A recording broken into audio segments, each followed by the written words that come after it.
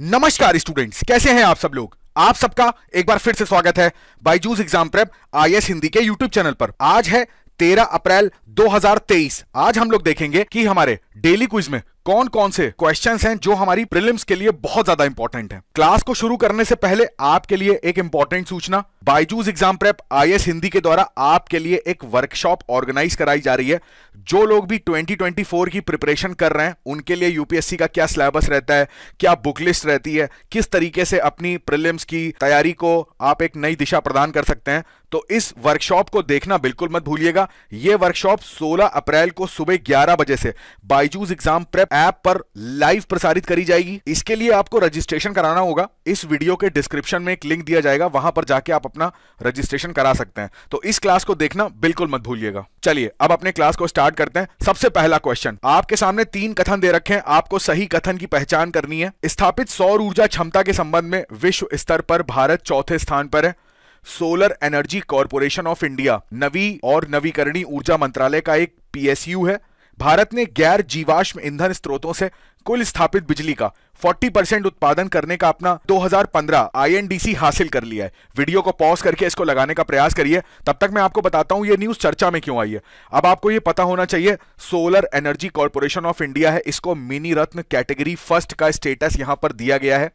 अब ये जो मिनी रत्न, नवरत्न और महारत्न होते हैं, ये किसको दिए जाते हैं? जो भी हमारी सीपीएसई होती है, यानी कि जो पब्लिक सेक्टर के इंटरप्राइजेस होते हैं, उनको दिया जाता है। बेसिकली यहां पर केंद्र सरकार का 51% से अधिक की हिस्सेदारी होती है, उनको हम लोग इस कैटेगरी में रखते हैं।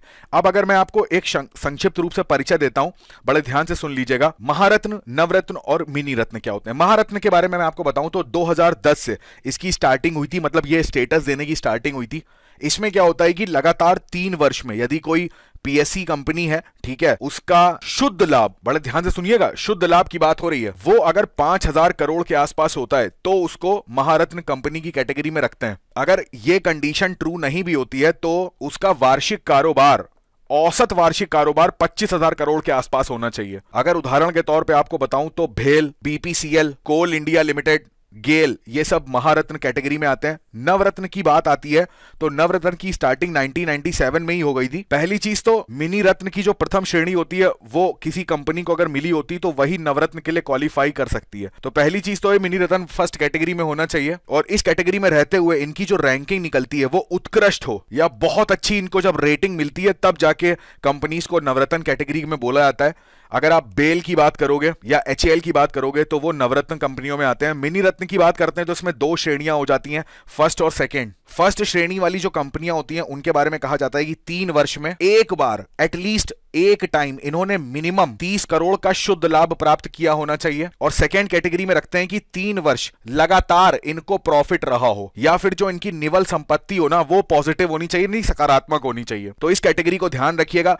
वीडियो को दोबारा से सुन लीजिएगा, पॉज करके इसके नोट्स बना लीजिएगा, इंपॉर्टेंट है। तो यहां पर लेटेस्ट मिनी रत्न कैटेगरी 1 में एंट्री किसकी हुई है? Solar energy corporation of India की। अगर विंड पावर की कैपेसिटी की बात करेंगे, सोलर पावर कैपेसिटी यानी क्षमता की बात हो रही, तो उसमें चौथे प्लेस पे पवन ऊर्जा और सौर ऊर्जा, दोनों के केस में भारत का नाम आता है। अब अपने प्रश्न पे वापस लौटते हैं। तो देखो, सबसे पहला स्टेटमेंट एकदम सही हो जाएगा। दूसरा स्टेटमेंट सही हो जाएगा। ये कौन से मिनिस्ट्री में आता है? तो नवीन और नवीकरणीय ऊर्जा मंत्रालय के अंतर्गत में आता है। यहां पर जो हमारे आईएनडीसी थे, आपको पता होना चाहिए कि जो भी हमारी उत्सर्जन की तीव्रता थी उसको हमें अपने जीडीपी का 1/3 करना था। 40% यहां पर जो हमारी इलेक्ट्रिसिटी है वो हमें गैर जीवाश्म से उत्पन्न करनी थी, और 2.5 से 3 बिलियन टन इतना CO2 हमें पेड़ों को लगाकर कार्बन सिंक करना, यानी इतने CO2 का अवशोषण भी करना है।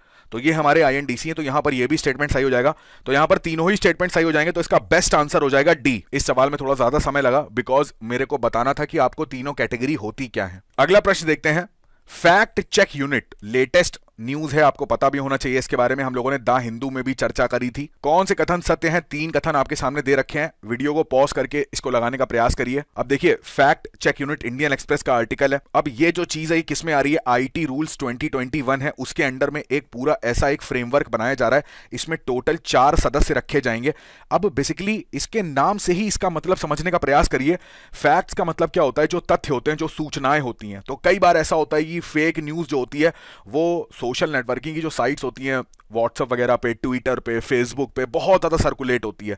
किसी ने अपनी तरफ से कोई फेक न्यूज़ लिख दी और उसको बता दिया कि ये डिफेंस मिनिस्ट्री की तरफ से आई है, ये होम मिनिस्ट्री की तरफ से ऐसा नियम आया है, जबकि वो एक्चुअली में होता नहीं है।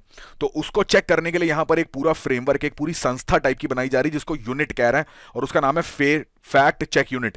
इसमें 4 मेंबर्स रहेंगे और ये 4 मेंबर्स कौन कौन से होंगे? एक मेंबर तो आईटी मंत्रालय से आएगा, दूसरा जो मेंबर होगा वो मिनिस्ट्री ऑफ स्टैटिस्टिक्स यानी कि सांख्यिकी मंत्रालय से होंगे, ठीक है, इस चीज को याद रखिएगा। एक यहां पर मीडिया एक्सपर्ट रखा जाएगा और एक यहां पर लीगल एक्सपर्ट रखा जाएगा। तो इनका कॉम्पोजिशन इस यूनिट के अंदर रहना है। तो कोई भी फेक न्यूज या ऐसा फेक कंटेंट आता है तो ये उसको चेक करेगी, और अगर इसको लगता है कि ये फेक है तो ये उस पर्टिकुलर प्लेटफॉर्म को यानी कि व्हाट्सएप, ट्विटर, फेसबुक को बोलेगी कि तत्काल प्रभाव से इसको क्या कर दिया जाए, अपने प्लेटफॉर्म से हटा दीजिए आप। अब देखिए पहला वाला स्टेटमेंट है, इसकी स्थापना प्रस्तावित डिजिटल इंडिया एक्ट के तहत करी जाएगी। बिल्कुल गलत। यहां पर इसकी स्थापना आईटी रूल्स 2021 के अंडर में हो रही है। इसमें 4 सदस्य होने की संभावना है। आईटी मंत्रालय का एक प्रतिनिधि, सांख्यिकी और कार्यक्रम कार्यान्वयन मंत्रालय का एक प्रतिनिधि, एक मीडिया विशेषज्ञ और एक कानूनी विशेषज्ञ। एकदम सही स्टेटमेंट है। वे वेबसाइटें जो फैक्ट चेक यूनिट के आदेश के अनुसार सामग्री को हटाने के लिए सहमत नहीं है, उनको सेफ हार्बर की प्रतिरक्षा खतरे में आ जाएगी। बिल्कुल सही। चलिए, हमने बहुत बार सेफ हार्बर की चर्चा करी है। मेरे को बताइए ये कौन से सेक्शन में आता है, कौन से सेक्शन नंबर में हम लोग बोलते हैं सेफ हार्बर? तो ये वाला स्टेटमेंट भी यहां पर सही हो जाएगा। तो पहला स्टेटमेंट गलत है, बाकी 2 और 3 सही है। तो बेस्ट ऑप्शन यहां पर हो जाएगा बी। अगला प्रश्न देखते हैं, दुर्लभ रोगों के संबंध में निम्नलिखित में से कितने कथन सत्य हैं? मैं हमेशा इस चीज पे फोकस करता हूं, आपको समझाता भी हूं कि प्रश्न को जब आप पढ़ेंगे ना तो ये जरूर देख लिया करिए कि सत्य हैं, सही हैं, गलत हैं, असत्य हैं। आपसे यहां पर पूछा क्या जा रहा है, उसके बाद प्रश्न को पढ़ना स्टार्ट करिए। तो आपके सामने 3 कथन है दुर्लभ रोगों से संबंधित। बहुत बार हम लोग इस टॉपिक पे चर्चा कर चुके हैं। वीडियो को पॉज करके इसको लगाने का प्रयास करिए। अब यहां पर इंडियन एक्सप्रेस में एक आर्टिकल आया है कि केंद्र सरकार ने बहुत सारी कोशिशें करी हैं, बहुत सारी अपनी पूरी एक, हमको पता है कि नेशनल रेयर डिजीज पॉलिसी भी आ चुकी है भारत की तरफ से, ठीक है। उसके बाद भी यहां पर जो रेयर डिजीज से प्रभावित लोग होते हैं ना, उन तक सहायता ठीक से पहुंच नहीं पा रही है। हालांकि इस आर्टिकल में बहुत सारे फैक्ट हैं, तो मैंने सोचा था कि इसमें से रेयर डिजीज क्या होती है ये हमारे लिए इंपॉर्टेंट हो जाएगा, तो इस पे मैंने प्रश्न बना दिया है। अब लगभग 95% दुर्लभ बीमारियों का कोई प्रमाणित उपचार उपलब्ध नहीं है। एकदम सही स्टेटमेंट है। सभी दुर्लभ आनुवांशिक उत्पत्ति के कारण होती हैं दुर्लभ रोग। बिल्कुल गलत। सारे दुर्लभ रोग आनुवांशिक नहीं, जेनेटिक नहीं होते हैं, इस चीज को ध्यान रखिएगा। 80% रोग ऐसे, दुर्लभ रोग ऐसे होते हैं जो जेनेटिकली होते हैं यानी कि आनुवांशिक होते हैं, बट 100% यहां पर सभी लिखा है, इस वजह से यह स्टेटमेंट गलत हो जाएगा। भारत में दुर्लभ रोगों के उपचार के लिए एक राष्ट्रीय नीति उपलब्ध है, यह भी स्टेटमेंट यहां पर सही हो जाएगा। अब आपको पता भी होना चाहिए जो राष्ट्रीय नीति है उसके 3 पिलर हैं, ठीक है। मेरी कोशिश रहती है कि भाई कोई भी टॉपिक है तो उसका मेन पॉइंट आपको बता दूं।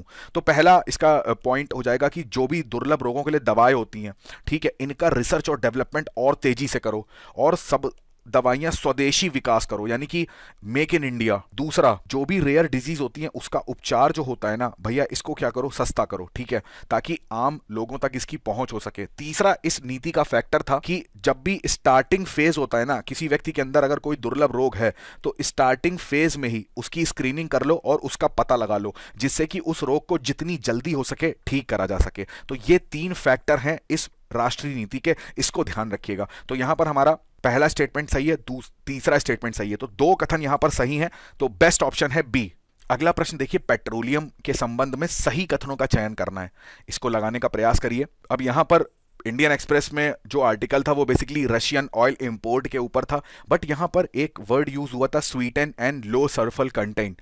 तो मेरे को लगा कि आपको ये बेसिक चीज बता दूं जो कि प्रारंभिक परीक्षा में आपसे पूछ सकते हैं कि ये जो क्रूड ऑयल होते हैं ना, इसमें ये मीठा होना या खट्टा होना या स्वीट सोर, इन सब का कॉन्सेप्ट होता क्या है। देखिए बड़े ध्यान से सुनिएगा, आसान शब्दों में आपको समझाने का प्रयास करूंगा। 3 चीजें याद रखिएगा। क्रूड ऑयल जब भी कोई किसी से परचेज करता है, फॉर एग्जाम्पल कि मैं, ठीक है, मैं सिद्धार्थ हूं, मैं रशिया से क्रूड ऑयल खरीदना चाहता हूं, तो क्रूड ऑयल खरीदने के लिए ना 3 चीजें देखी जाती हैं, 3 इसके मानक होते हैं। कौन कौन से मानक होते हैं? एक तो इसका वेट, क्रूड ऑयल का वेट कितना है, भार कितना है। दूसरा इसका टेस्ट क्या है, ठीक है। और तीसरा एक होता है टैन नंबर, इसका फुल फॉर्म होता है टोटल एसिडिक, अम्लीय, ठीक है, नंबर, ठीक है। इस 3 फैक्टर्स को याद रखिएगा। वेट के केस में ना इसको 2 पार्ट में तोड़ देते हैं, एक लाइट और एक हैवी, यानी कि जिस क्रूड ऑयल का, जिस कच्चे तेल का भार ज्यादा होता है, भार कम होता है, उसको लाइट में रखेंगे, जिसका भार ज्यादा होता है उसको हैवी में रखेंगे। लाइट का मतलब क्या होता है, यहां पर ना इवेपोरेशन ज्यादा होता है उस कच्चे तेल का। इवेपोरेशन का मतलब होता है वाष्पीकरण। क्यों कहा जाता है कि भाई जो पेट्रोल होता है उसको ढक के रखना चाहिए, अगर मान लीजिए एक बॉटल में पेट्रोल है तो उसको हमेशा ढक्कन बंद करके रखो, अदरवाइज क्या हो जाएगा, उसका वाष्पीकरण हो जाएगा, बिकॉज वो बहुत हल्का है। तो जो भी लाइट वेट के क्रूड ऑयल होते हैं, देखो इस तरीके से मैं समझा रहा हूं तुम्हें, ठीक है, लाइट वेट के क्रूड ऑयल होते हैं, उनको लाइट वेट यानी कि उनका हल्का भार है, उसमें वाष्पीकरण होने के चांसेस ज्यादा हैं। तो ऐसे क्रूड ऑयल का सबसे ज्यादा उपयोग होता है ईंधन बनाने में, ठीक है। अगर सिद्धार्थ रशिया से जो क्रूड ऑयल खरीदते हैं और उसका भार हल्का होता है, तो इसका मतलब है सिद्धार्थ उस क्रूड ऑयल का ईंधन बनाना चाहते हैं, यानी कि पेट्रोल बनाना चाहते हैं, डीजल बनाना चाहते हैं, गैसोलीन बनाना चाहते हैं। तो इसके विपरीत अगर इंडस्ट्री वगैरह में यूज करना है, आपको वैक्स वगैरह बनाना है या कुछ और पेट्रोकेमिकल इंडस्ट्री में यूज करना है, तो आप हैवी क्रूड ऑयल लेते हैं। तो ये तो बात हो गई इसके वेट की। टेस्ट की बात करते हैं, तो टेस्ट में 2 केसेस आते हैं, एक होता है स्वीट, एक होता है सोर, यानी कि मीठा या खट्टा या कड़वा कुछ भी कह लीजिए। तो अब ऐसा नहीं कि इसको टेस्ट करके देखा जाता है कि भैया वहां पर जरा आधा ग्लास क्रूड ऑयल पिला देना, मैं देखूंगा कि कितना मीठा है ये, ऐसा बिल्कुल भी नहीं होता।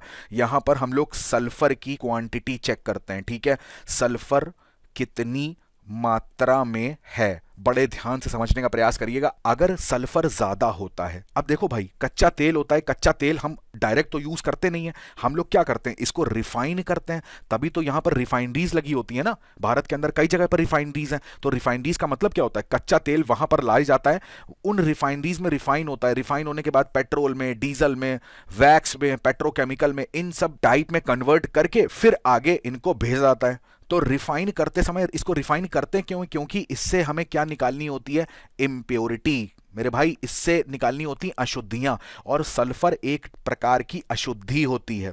तो अगर किसी कच्चे तेल का स्वाद स्वीट है तो उसमें सल्फर की मात्रा ये होगी कम, यानी कि इसकी अशुद्धि कैसी है, इसकी अशुद्धि कम है, तो ये बेस्ट माना जाता है। जिसमें जो सल्फर है इसकी मात्रा अधिक होती है, यानी कि अशुद्धि अधिक होती है, ठीक है, तो उसको सोर क्रूड ऑयल बोलते हैं, जैसा यहां पे लिखा है। इसी तरीके से टोटल एसिडिक जो नंबर होता है, यानी कि कोई अगर क्रूड ऑयल जो ज्यादा एसिडिक होता है ना, अब क्रूड ऑयल किस में जाते हैं, पाइप से जब भेजे जाते हैं, तो इस पाइप में जब ज्यादा एसिड वाला क्रूड ऑयल जाएगा तो इस पाइप को खराब करता है। दूसरा, कहीं पर कोई मशीनरी लगी होगी तो मशीन के अंदर परिष्कृत करा जाएगा तो उसको भी खराब करेगा। तो ज्यादा एसिडिक वाला जो ऑयल होता है, क्रूड ऑयल, वो मशीन्स के लिए, पाइपलाइंस के लिए अच्छा नहीं होता है। तो ये पूरा वर्गीकरण मैंने आपको बता दिया। अब वापस लौटते हैं प्रश्न पे, कच्चे तेल को इसकी सल्फर सामग्री के आधार पर मीठा या खट्टा घोषित करते हैं। बिल्कुल सही, जितना सल्फर कम होगा उतना मीठा होगा, जितना ज्यादा होगा उतना खट्टे के फॉर्म में होगा। मीठा कच्चा तेल शोधन और परिवहन में सुलभ होता है, बिल्कुल सही होता है, क्योंकि इसमें अशुद्धियां कम होती हैं। अशुद्धियां कम होती हैं तो आराम से आप इसको, लाइट होता है, आराम से परिवहन कर सकते हैं, ट्रांसपोर्ट कर सकते हैं। तो यहां पर दोनों ही कथन सही हो जाएंगे, तो इसका बेस्ट ऑप्शन हो जाएगा सी। 2018 की प्रारंभिक परीक्षा का प्रश्न है, निम्नलिखित कथनों पर विचार करना है और सही कथन का पता लगाना है। ये आपके सामने कथन है। मानव पूंजी निर्माण को बेहतर व्याख्या किस पॉइंट से आप कर सकते हो, किसी देश के व्यक्ति अधिक पूंजी का संचय कर पाते हैं। मेरे पास 10 रुपए है, मेरे मित्र के पास 20 रुपए है, तो क्या इसको मानव पूंजी बोलते हैं? बिल्कुल भी नहीं। ये क्या है, ये ह्यूमन कैपिटल है मेरे भाई।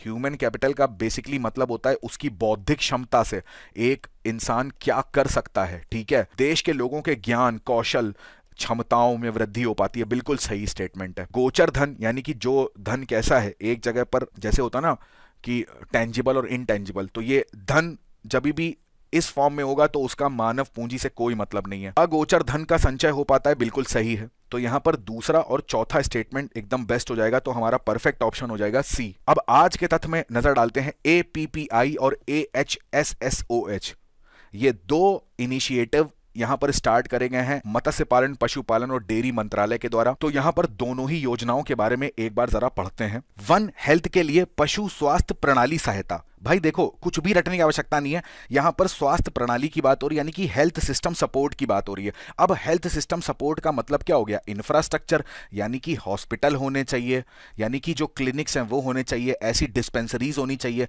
जो इनकी दवाइयां हैं वो आसानी से उपलब्ध होनी चाहिए। तो अब यहां पर देखिए, ये तो फैक्ट हो गया कि अभी 151 जिलों को यहां पर कवर करा जा रहा है, बट बेसिकली यहां पर होगा क्या, इस पॉलिसी के अंदर जो भी यहां पर देखिए अस्पताल हैं, डिस्पेंसरीज हैं, इनका मॉडर्नाइजेशन किया जाएगा। जाएगा। भाई जब तक वहां पर आप हॉस्पिटल्स नहीं खोलेंगे पशुओं के लिए, ठीक है, जब तक वहां पे क्लिनिक्स नहीं होंगे, तब तक कोई भी महामारी कल को पशुओं में फैलती है तो हम इसको कंट्रोल नहीं कर पाएंगे। तो बेसिकली हमें जो सिस्टम है ना, जो इंफ्रास्ट्रक्चर है, उसको मजबूत करना है। अब देखो, केवल हॉस्पिटल खोल देने से तो काम चलेगा नहीं, यहां पर लोग जॉब भी करेंगे, यानी कि डॉक्टर्स होंगे, कुछ नर्सेज होंगी, ठीक है। तो इस तरीके के हमको प्रोफेशनल यहां पर जो पशु चिकित्सक हैं वो रखना होगा। प्लस यहां पर नर्सेज की बात हो रही है, या जो ट्रायल्स के प्रोफेशनल्स होते हैं उनको यहां पर रखना होगा, ठीक है। तभी इंफ्रास्ट्रक्चर भी होगा, प्लस स्किल होगी, तभी जाकर हम ऐसी महामारी से निपट पाएंगे। इसके अलावा यहां पर जागरूकता अभियान भी चलाया जाएगा। अब देखो, पहली चीज तो हमें यही काम करना है कि पशुओं में वो बीमारी ना फैले। इन द केस वो बीमारी फैल जाती है तो हमें लोगों को यह भी बताना होगा कि देखो भाई, इस पशु में ये बीमारी हो चुकी है और ये एक जूनोटिक बीमारी है, यानी कि पशुओं से मानव में फैल सकती है, तो आपको क्या करना है, क्या नहीं करना है, ठीक है। तो इस चीज को भी यहां पे ध्यान रखेंगे। केंद्रीय क्षेत्र योजनाएं, यानी कि सेंटर सेक्टर स्कीम है, इसका मतलब 100% फंडिंग यहां पर केंद्र सरकार के द्वारा की जा रही है। दूसरा जो इनिशिएटिव है, पशु महामारी तैयार पहल, यानी कि मान लीजिए कोई महामारी ऐसी आ जाती है तो उसके लिए प्रिपेयर्ड कैसे होना है, ठीक है। तो इसके लिए यहां पर देखिए पीआईबी में 7 पॉइंट्स हैं। आसान शब्दों में समझाता हूं आपको। यहां पर राष्ट्रीय स्तर पे, राज्य स्तर पे, दोनों ही स्तर पे तुरंत ऐसी एक्शन टीमें तैयार करी जाएंगी जो इस चीज को, जैसे ही न्यूज आती है कि भाई लंपी स्किन डिजीज इस राज्य में या इस जगह पर फैल रही है, तो वहां पर तुरंत एक टीम एक्टिवेट कर दी जाएगी। उस पूरी जगह की मॉनिटरिंग स्टार्ट हो जाएगी, है ना। और मॉनिटरिंग के साथ साथ पूरा जो एक्शन प्लान है कि अब हमें काम करना क्या है, वो भी यहां पर बनाया जाएगा। अब देखो भाई, मान लो यूपी की बात करते हैं, तो यूपी के अंदर बहुत सारे जिले हैं, ठीक है। तो मान लो एक जिले में ये बीमारी फैल रही है, तो उसके आसपास जिलों को किस तरीके से ये सूचना दी जाएगी, तो उसके लिए एक ऑनलाइन पोर्टल होगा, वहां पर ये सारी चीजें मेंशन कर दी जाएंगी कि यहां पर देखिए बीमारी फैल गई, यहां के लिए एक्शन प्लान है, यहां के लिए टीम रवाना कर दी गई है। तो ये सारी चीजें ऑनलाइन एक पोर्टल पे रहेंगी। तुरंत यहां पर एक वार्निंग भी जारी हो जाएगी इनिशियल स्टेज में ही कि अपने जो पशु हैं उनके साथ, या फिर जो भी इनका खान पान है, जो भी दवाइयां हैं, वो पहले से ही यहां पर इकट्ठा करके रख ली जाएं। ऐसी कोई भी आपदा आती है तो उसको जितना मिनिमाइज करने का काम होगा वो पॉलिसीज यहां पर बनाई जाएंगी। जो टीके होते हैं, ट्रायल्स होते हैं, जो भी अन्य मेडिसिन वगैरह होती है ना, उसके लिए जो रिसर्च एंड डेवलपमेंट चाहिए वो भी यहां पर लगातार करा जाएगा। रोग का टाइम रहते ही पता चल जाए और वो कितना सेंसिटिव है, कितना नुकसान पहुंचा सकता है, ये भी पता चल जाए, तो इस पूरे पेंडेमिक से हम लोग आराम से प्रिपेयर हो सकते हैं। तो ये सारे पॉइंट्स थे यहां पर जो आपको ध्यान में रखने हैं। चलिए अब पशु रोग की बात चलिए, तो मेरे को कमेंट करके बताइए लंपी स्किन डिजीज के बारे में, ये क्या डिजीज है, किस तरीके से फैलती है। और दूसरा क्वेश्चन मैं आपसे पूछता हूं, ये भी मैं वन्य जीव से रिलेटेड पूछूंगा। टाइगर कंजर्वेशन में एक टर्म यूज होता है जिसको बोलते हैं CA/TS, इसका क्या मतलब होता है। तो आज के सत्र में बस इतना ही रखते हैं। मैं आशा करता हूं जो मैंने पॉइंट्स आपको बताने का प्रयास किया है वो आपको अच्छे से समझ में आ गए होंगे। एक काम ये कर लीजिएगा कि इन पॉइंट्स को नोट शॉर्ट में जरूर कर लीजिएगा, जिससे कि आपके पास ये फैक्ट मौजूद रहेगा, बाद में आप इसको रिवाइज कर भी सकते हैं, ठीक है। आपसे मुलाकात होगी डेली क्विज के अगले सेशन में कुछ नए प्रश्नों के साथ। तब तक आप अपनी पढ़ाई करेंगे, स्वस्थ रहेंगे और सबसे ज्यादा इंपॉर्टेंट अपने प्यारे माता पिता का बहुत सारा ध्यान रखेंगे, बिल्कुल भी परेशान उनको नहीं करेंगे आप सभी का बहुत बहुत धन्यवाद। जय हिंद।